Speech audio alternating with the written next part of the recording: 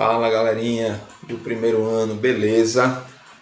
Hoje nós vamos começar um novo conteúdo, certo? Aulinha de Biologia 2, referente ao capítulo 7, a partir da página 374. Lembrando que já estamos no livro 2, certo? No volume 2. Esse capítulo vai tratar sobre o reino Monera. Aqui a gente vai falar sobre um conteúdo um pouco diferente, né? Parece ser parecido do que a gente já viu sobre os vírus, a gente estudou até agora os vírus e as viroses, né? Mas agora vai ser um pouquinho diferente. Vamos entender as características gerais dos integrantes do reino Monera, compreender a importância das bactérias, né? Que são os representantes desse grupo em diferentes áreas, e entender os processos de reprodução, respiração e obtenção de nutrientes das bactérias. Então, como já falei nos objetivos, os integrantes, os componentes do reino Monera são as bactérias, certo? Então, gente, olha só. A partir de hoje, nós vamos começar a estudar os conteúdos sobre os organismos vivos, certo?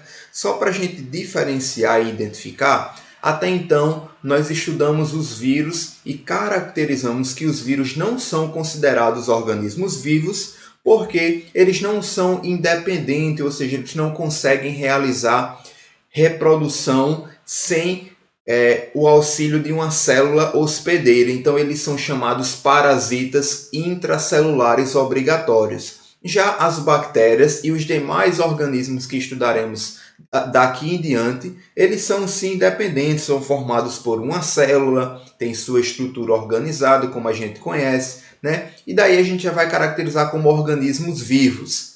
Mas quando a gente começou o ano falando sobre a taxonomia, a sistemática, eu comentei rapidamente para vocês sobre essas questões aqui, ó, que existem 3 grandes domínios. O que são domínios? São grandes agrupamentos na árvore filogenética, ou seja, na árvore de relações entre todos os seres vivos, né?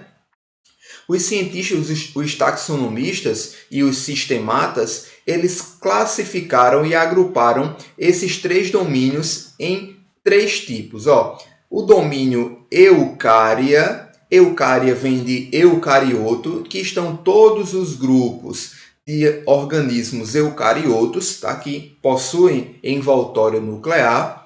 Um outro domínio chamado de arqueia. Lembra da regrinha de nomenclatura? Para a gente relembrar aqui. CH tem som de Q e A com E eu só pronuncio o E, né? Então fica arqueia, que é representado pelas arqueobactérias. São outros tipos de indivíduos que parecem um pouco com bactérias, mas são mais diferentes do que parecidos, certo?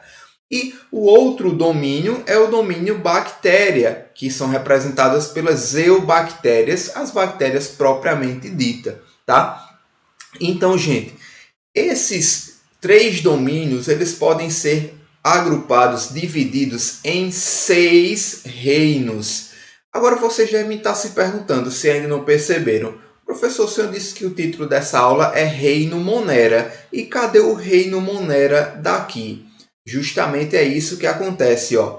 A gente conhece, né, esses 4 reinos aqui, o reino Animalia, dos animais, né, o reino Fungi, dos fungos, o reino Plantae, das plantas, e o reino Protista ou Protoctista, que engloba as algas e os protozoários, né? Existia um único reino que agrupava aqui, ó, Eubactéria e Arqueia, que era justamente o reino Monera. Só que esse nome caiu um pouco em desuso porque os pesquisadores viram que as arqueobactérias e as eubactérias eram bem diferentes umas das outras. Elas não eram tão similares ao ponto de serem agrupadas em um mesmo reino. Então, por isso que deixou-se de utilizar o nome reino Monera para separar entre reino eubactéria e reino arqueobactéria, certo? Então, hoje nós vamos falar sobre o reino eubactéria, mas o livro traz a nomenclatura, né, um pouco mais geral, um pouco mais tradicional, vamos dizer assim, que é o reino Monera, tá certo? Como eu falei, esse reino ele é importante, né? E é formado pelas bactérias, e as bactérias têm diversas importâncias. Então, por ser formado pelas bactérias, o reino Monera, né, ele tem diferentes importâncias. As bactérias participam de diferentes processos biológicos. O primeiro deles é a decomposição. As bactérias são consideradas decompositoras, né, porque elas auxiliam na reciclagem da matéria orgânica, né? Fazem esse apodrecimento que a gente costuma chamar, mas é mais correto falar da decomposição, porque ela degrada os nutrientes e libera os principais componentes, né? As principais biomoléculas e deixam disponível na natureza para ser utilizado por outros organismos. Tá? Também as bactérias são altamente utilizadas na indústria alimentícia. Né? Quem nunca ouviu falar dos lactobacilos vivos, né? Do Yakult e dos outros leites? Né? Esses leites são chamados de leites fermentados. E o que é um leite fermentado? É nada mais do que um leite que é colocado para fermentar. E a fermentação, a gente vai falar um pouquinho lá na frente, é um processo de metabolismo realizado pelas bactérias. E os lactobacilos são tipos de bactérias que fazem a fermentação do leite. Lacto vem de lactose, lembra? Que é o carboidrato que está presente no leite. Então, tanto esses leites fermentados quanto diversos alimentos, né, laticínios provenientes do leite, eles são produzidos por meio da atividade de bactérias, certo? Então, são muito importantes na indústria de alimentos. Também as bactérias participam do ciclo do nitrogênio. Vamos estudar isso mais detalhadamente nos conteúdos de ecologia. Mas as bactérias têm a capacidade de fixar o nitrogênio atmosférico. Tanto bactérias que estão presentes nas raízes das plantas, como estão dispersas no solo. Essas bactérias conseguem absorver o nitrogênio atmosférico e assim fornecer para esses organismos, por exemplo, as plantas, né, para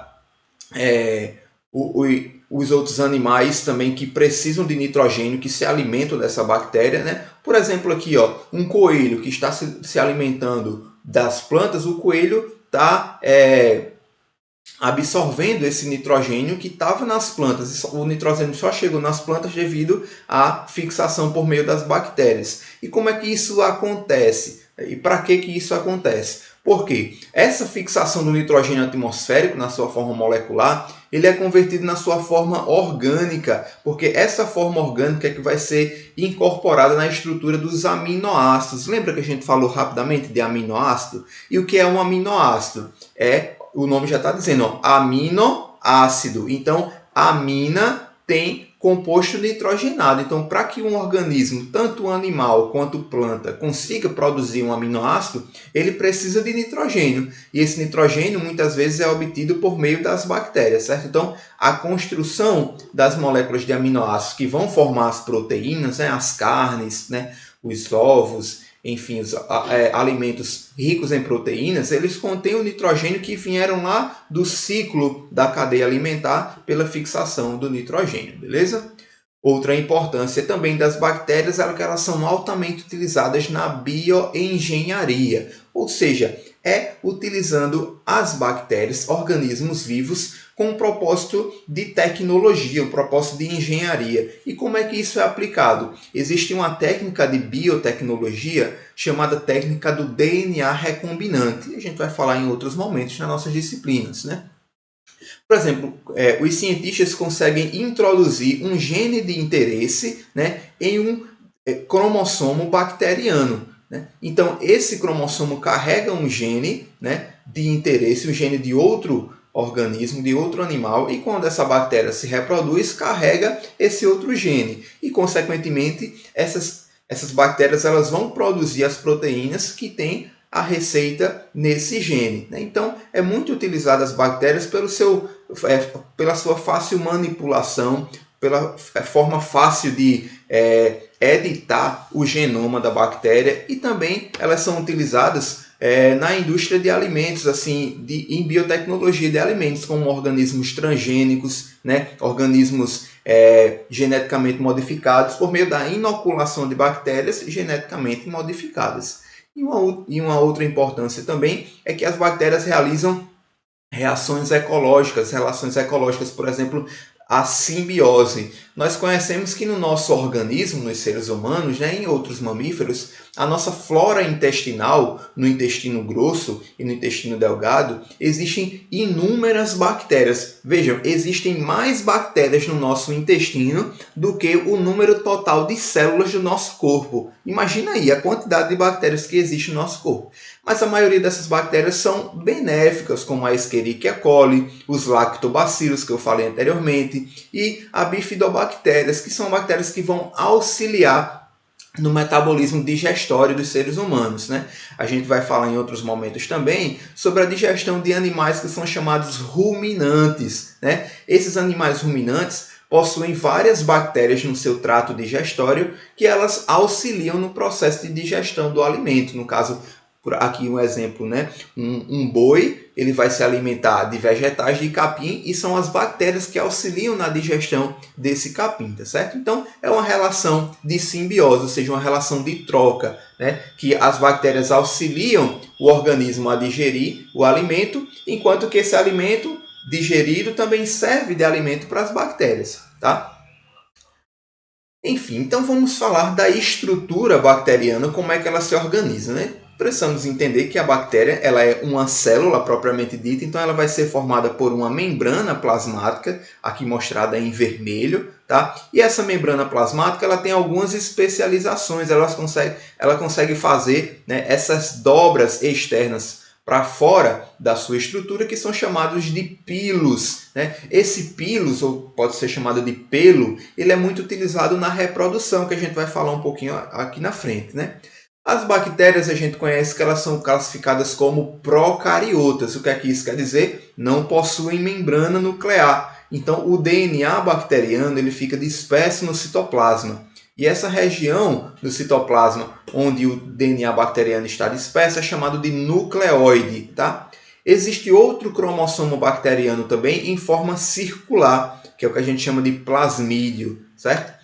E outras estruturas que estão dispersas no citoplasma da célula bacteriana são os ribossomos, que a gente conhece por ser responsável pela síntese de proteína. Tá? Mas as bactérias elas possuem uma especialização externa à sua membrana plasmática, aqui mostrada em azul, que é chamada de parede celular. A gente encontra parede celular em outras células também, como a célula vegetal, como uma célula de fungos, tá? Mas a parede celular bacteriana ela é específica porque ela tem uma composição um pouco diferente dessas outras células, certo? Então, basicamente são essas estruturas importantes, né? Algumas bactérias, além da parede celular, podem desenvolver uma cápsula externa aqui, protegendo ainda mais essa bactéria, certo? Então, de acordo com as camadas que essa bactéria apresenta, a gente pode classificar elas em duas formas, principalmente de acordo com a sua parede celular, né? Essa parede celular é formada por uma proteína chamada de peptidoglicano, né? Peptidoglicano, peptídeo vem de proteína e glicano vem de glicídios. Então, é uma proteína junto com glicídio, é uma glicoproteína que compõe essa parede celular. E essas bactérias, né, que apresentam parede celular, a gente pode classificá-las em gram-positivas ou gram-negativas. Como assim? Esse nome gram é o nome de um cientista que estudou essas bactérias, né, para identificar se elas tinham uma parede celular mais espessa ou era mais fina. E o que é que aconteceu? Quando o Gram utilizou o reagente que ele desenvolveu para colorir essas bactérias, para corar essas bactérias, ele viu que as bactérias que tinham uma alta parede celular mais espessa, formada por peptidoglicano, eles ficavam corados em roxo, né? Então diz que ela é gram positivo, ou seja, foi positivo a coloração de Gram. E outras bactérias que tinham a parede celular um pouco mais fina, né? Ela é chamada de gram negativa, porque o corante não corava tão fortemente essas bactérias, certo? Essa parede celular. Além disso, as bactérias gram-negativas elas podem apresentar uma membrana externa, né? Da mesma natureza que da membrana plasmática, certo? Mas existem outras proteínas nessa membrana externa que servem como reconhecimento dessas bactérias e assim confere a elas um pouco mais de resistência em relação às bactérias gram-positivas, certo? Então isso é importante para identificar o tipo de bactéria, a resistência dela ou não a alguns medicamentos, por exemplo, que podem ser tratados, beleza? Olha só, as bactérias possuem diferentes formas, diferentes morfologias celulares e a gente vai classificar elas basicamente como cocos, bacilos ou outras formas, né? Os cocos, eles podem, cada célulazinha, né, cada bactéria é em formato de um coco, ou seja, de uma bolinha, de uma esfera, certo? Então, esses cocos eles podem se organizar, né, de diferentes formas. Pode ser em diplococos, como Streptococcus pneumoniae, né, é uma bactéria que vai causar a pneumonia, né? É um diplococo, essas bactérias ficam em dupla. Temos o Streptococcus, né, que são uma filinha de vários cocos, né? O Streptococcus pyogenes, né, outro tipo de bactéria. Temos a tétrade, tetra vem de 4, né, então são 4 cocos. Temos o Staphylococcus, né, o Staphylococcus aureus. Esses estafilococos aqui causam bastante doenças também, disenteria, problema intestinal, certo? E temos também outra forma chamada de Sarcina, que é um cubo, né, com 8 esferas, 8 cocos, que é a Sarcina ventriculi. Tá? É outro tipo de bactéria que se organiza dessa forma. Já os bacilos, né, a gente tem bacilo, é uma bactéria em formato de bastão. Então, da mesma forma que temos o Streptococcus, vários cocos em sequência, nós temos os Streptobacilos, vários bacilos em sequência, como o Bacillus anthracis. Tá? Temos também bacilos flagelados, né? Uma forma bem característica de bactéria. A gente costuma desenhar uma bactéria nesse formato aqui de bacilo, mas esses bacilos podem apresentar flagelos, né? Como é o caso da salmonela. Salmonela, a gente já ouviu falar, alguém já ouviu falar de salmonela, né? Algumas bactérias que infestam alguns alimentos, né? Que ficam meio apodrecidos. Então, quando a gente ingere esses alimentos meio ruins, né? Meio vencidos, a gente tem uma certa infecção alimentar. Quem é que causa essa infecção? A bactéria, né? E também existem algumas formas bacterianas chamadas de endósporos, né? Que são, no caso, os Clostridium botulinum, né? Bactérias que vão produzir a toxina botulínica, certo? Que é o famoso Botox, né? O Botox, a toxina botulínica, é uma toxina produzida por essa bactéria que ela é altamente tóxica ao indivíduo, né? Em quantidades muito pequenas. Mas o tratamento com Botox que as pessoas injetam na pele, né, é uma quantidade, né, ainda muito menor do que a quantidade letal, porque essa toxina, ela meio que destrói as células do tecido. Então, como você coloca uma quantidade de Botox um pouco menor, vai destruir só aquelas células já velhas, né, para renovar os tecidos da pele, por exemplo. E outro tipo de bactéria, tá, é os vibriões. Vibriões parecem um bacilo, mas ele é meio dobradinho, assim, em formato de vírgula, certo? Esse vibrião, ele pode apresentar um flagelo, ou também ele pode ser um espirilo, que é um vibrião um pouco mais curvado, né? E apresenta vários flagelos, como o Helicobacter pylori, também uma bactéria altamente patogênica que causa infecção no estômago, né? Quando a gente tem aquela gastrite, né? Aquela úlcera, é causado por essa bactéria, que também é conhecida como H. pylori, tá? Uma bactéria que causa essa infecção. E por fim, temos um tipo de bactéria que é a espiroqueta, é uma bactéria em formato de espiral, assim, tá? Que é o Treponema pallium, causador de outras doenças que a gente vai falar mais na frente. Gente, vou dar uma pausazinha aqui na aula para vocês respirarem, tá? E na próxima aula nós vamos falar sobre a reprodução bacteriana, tá bom?